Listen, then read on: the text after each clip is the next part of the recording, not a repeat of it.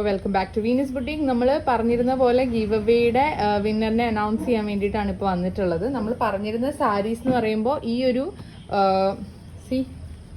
ഈ രണ്ട് സാരീസ് എന്നല്ല, ഈ ഒരു പെർട്ടിക്കുലർ സാരീസിൽ നിങ്ങൾക്ക് ഇഷ്ടപ്പെട്ട കളർ എന്നാണ് നമ്മുടെ കയ്യിൽ ഇപ്പോൾ അവൈലബിൾ ആയിട്ടുള്ള കളേഴ്സ് ഇത് രണ്ടുമാണ്.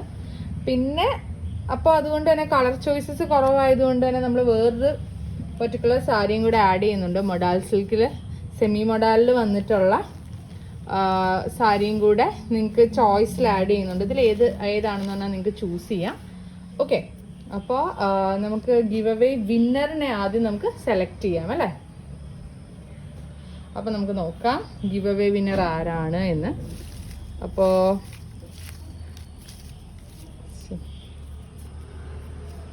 നിങ്ങൾ ഓരോ പ്രാവശ്യം ഇടുമ്പോഴും ഓരോ പ്രാവശ്യം നിങ്ങളുടെ പേര് വന്നിട്ടുണ്ട്. ചിലർ കൺസിസ്റ്റൻ്റ്ലി ഇടുന്നുണ്ടായിരുന്നു.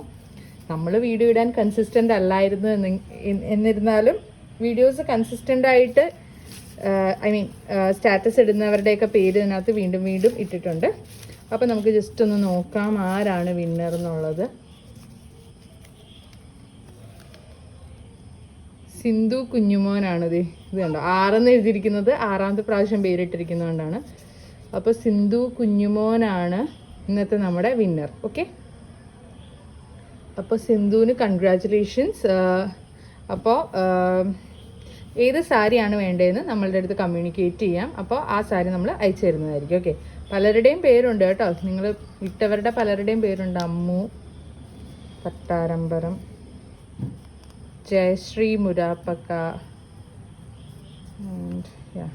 സിന്ധു വീണ്ടും ഇട്ടിട്ടുണ്ട്,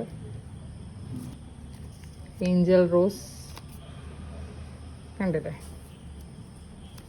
ഇങ്ങനെ പലരുടെയും പേരുണ്ട്. ഏഞ്ചൽ റോസ് കണ്ടോ, കുറേ പ്രാവശ്യം ഇട്ടവരുടെ പേര് വന്നിട്ടുണ്ട്.